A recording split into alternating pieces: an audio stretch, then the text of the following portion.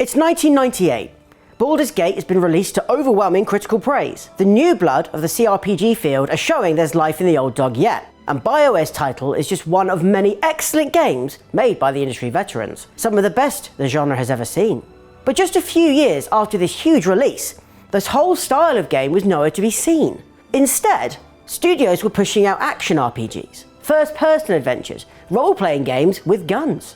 Yet 2.5 decades later, the genre is experiencing a second wind. The classic style is being brought into the modern era and pushed to its limits. This is the 40-year story of the rise, fall, and rebirth of the CRPG. So what do we mean when we say CRPG? What's the difference between that and, say, an ARPG or a JRPG, or just a good old plain and simple RPG? Well, it just means computer role-playing game, which logically means that it should encapsulate all the other substrands of the genre as well. But no, when people talk about a CRPG, they're usually talking about something very specific, an old school style of game, party mechanics, deep character building, isometric view, loads and loads and loads of reading. Less about wanton slaughter as it is about settling back for a thought-inducing adventure. So we look at these as kind of the grandfathers of the genre, the ancestors of your Witchers and Skyrims and Mass Effects. And that's sort of true. All the grand sprawling games that you know and love came after these titles, but they weren't the first RPGs. No, prior to these there was something far more rudimentary. Simple text-based adventures on Plato and Unix-based systems back in the 1970s. These were largely inspired by your typical pen and paper role-playing games, which would also be an important factor for later games, but I'll get to that in a bit. These games took the ideas behind the likes of Dungeons & Dragons and digitized them. They put the player in the leading role of their own story, and put agency front and center. Like many fantasy greats, a lot of these early titles drew heavily from The Lord of the Rings. Orthanc, for instance, was named after Saruman's tower, and Moria was named after, well, Moria. The earliest introductions were built to run on one of these, but before long, developers started to diversify and branch out to other platforms. The late 70s and early 80s saw some trailblazing games come along that would start writing the CRPG rulebook. Things like Temple of Asphi, Wizardry, Sword of Fargol, and Akalabeth World of Doom. Each of these was doing something new, but it was the creator of Akalabeth that would ultimately be the architect of all future games.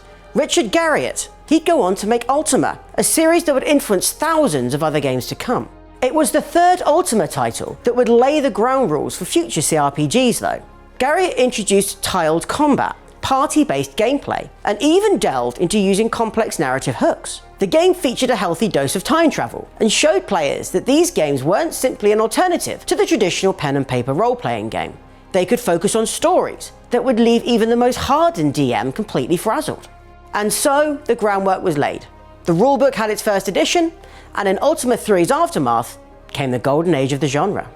So here's where you might be expecting to hear the big hitters of the genre. Your Icewind Dales, your Fallouts, your Baldur's Gateses. Well, we're still a way off from those. The golden age of the CRPG happened in the mid-1980s. Early big names in the genre like Ultima and Wizardry were still going strong, and new names were entering the fray to jostle with the old guard. The Bard's Tale and Might and Magic launched in 85 and 86 respectively, and both would go on to carve out their own part of the genre. But one company was about to enter the scene and take things to the next level. I mentioned it before, but a lot of these games were based off or inspired by tabletop games. The biggest one of the time, as it is today, is Dungeons & Dragons. Its creators noticed the spur in popularity of this new digital take on role-playing games. So they stepped in and offered something very lucrative: the rights to make games using the DnD property. With that came the name, the systems, and reams of story and world building. Now, developers wanted these rights. Like, really wanted them.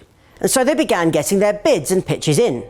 Names like Electronic Arts and Sierra threw their hat into the ring, as well as Origin Systems, creators of Ultima, and probably the biggest name in the game back then. But they didn't score the rights. No, the bid was won, unexpectedly, by Strategic Simulations Incorporated. They had only slightly dipped their toe in the CRPG world, and as a company, they were more focused on war games and simulation titles. They knew strategy. In games, and in business. They didn't just want to create a game quickly using the DnD property. No, they outlined a broad selection of different titles focusing on different areas of the IP. These would become the Gold Box games. This kicked off with a Pools of Radiance series, followed by the Savage Frontier, Dragonlance, Neverwinter Nights, no, not that one, this one, and Spelljammer. Games would be released yearly, and while the Gold Box was hitting the market, other developers were also bringing their own offerings. Titles were flooding the market, borrowing from each other, innovating in little steps and refining the genre. But elsewhere, gaming technology was improving. Players started to expect better systems, more complex graphics, advancements to game engines. Early CRPG creators quickly went from being trailblazers to playing catch-up. Reaching to meet higher expectations meant that games would take longer. A game per year turned into a game every 3. Better graphics meant bigger teams. Bigger teams meant bigger budgets meant bigger risks. And all the while, the market was changing. Players wanted something with a bit more pizzazz, a touch more action, and one game would offer that and change the landscape forever. Diablo, a name synonymous with the action RPG genre, but it started its life like many other classic role-playing games of the time. Sure, its graphics were a cut above other titles on the market, and it introduced some interesting features like a procedurally generated map, but it was still inspired by the OG RPGs. Like the rest of the genre, its gameplay was to be slower, with attacks and abilities working on a timer. But one small adjustment would completely change the game's trajectory. One of the developers made a tweak. They set the turn timer countdown to 0. No chance to plan attacks, no thinking. The player would just have to act in real time. They decided to playtest it, and their development ground to a halt because the developers just could not get enough.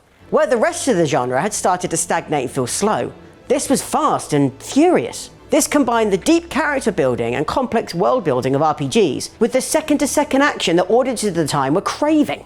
And so began the age of the ARPG. Action and role-playing were working in unison, and it was huge. The golden age of the CRPG was over, but a second wind was about to come. 2 studios stepped up to the plate. Black Isle, a division of Interplay who'd staked their claim in the genre back with The Bard's Tale and other titles, and BioWare, who were new to the game, but ambitious. The same year that Blizzard released Diablo, Black Isle came out with Fallout. It kept true to the ethos of the influential CRPGs, whilst bringing in modern storytelling, better graphics, and a unique tongue-in-cheek sense of humour. This was the new standard for the genre, and it was good. But it was just the start. BioWare had acquired the rights from SSI to make games using the Dungeons & Dragons IP, and the following year, they came out with Baldur's Gate. By all accounts, the magnum opus of the genre. It received an expansion the following year, and Fallout got a sequel. Things were going strong. The 2 companies kept putting out games, they kept receiving critical praise, and the momentum kept going. They even started working together. In 1999, Interplay used the engine from Baldur's Gate to make Planescape Torment, which was received as the best role-playing game of the year, setting a new standard even higher than that of Baldur's Gate. So the CRPG train was back on track, right? Well, critical praise is one thing, sales are another. These were great games, but they just couldn't keep up in sales with their more action-orientated cousins. Planescape shipped just over 70,000 units to the American market in its first year, which seems like a lot, until you look at how many copies Diablo shifted in that same area at that same time. Nearly 10 times as many. On the turn of the millennium, Diablo cracked 2 million sales worldwide, while Interplay were on the verge of bankruptcy. Black Isle Studios shut down, and any future CRPGs had been canned. They took a leaf out of Blizzard's book and shifted their efforts to action-orientated games for the console market. Dark Alliance and Brotherhood of Steel, for instance. BioWare did keep up the fight for a while. They made Neverwinter Nights in 2002, and Knights of the Old Republic shortly after. They'd become 2 of the most iconic RPGs ever made, but they started to stray from the rulebook. In the following years, BioWare left CRPGs in the distance, and instead forged their own path.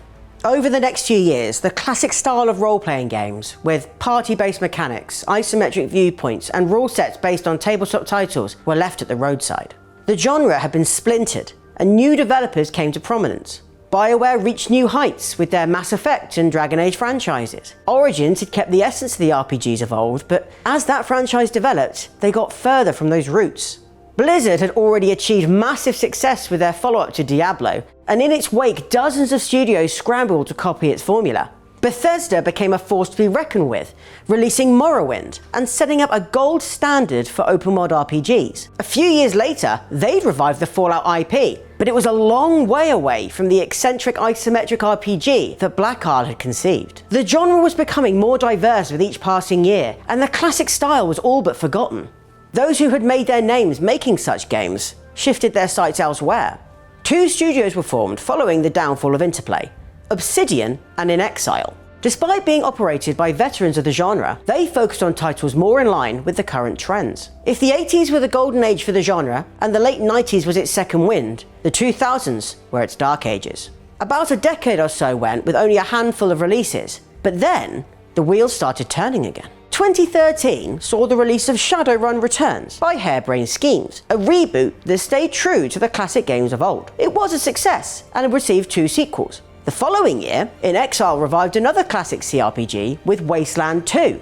That same year, Larian entered the market with Divinity Original Sin. They made their name making more action-oriented games, but they were trying their hand with the classic format. In 2015, Obsidian returned to the fold and released Pillars of Eternity.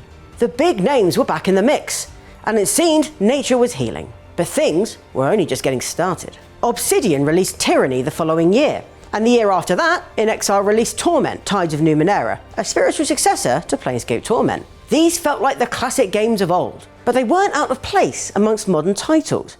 They felt advanced. They were bigger and bolder and better.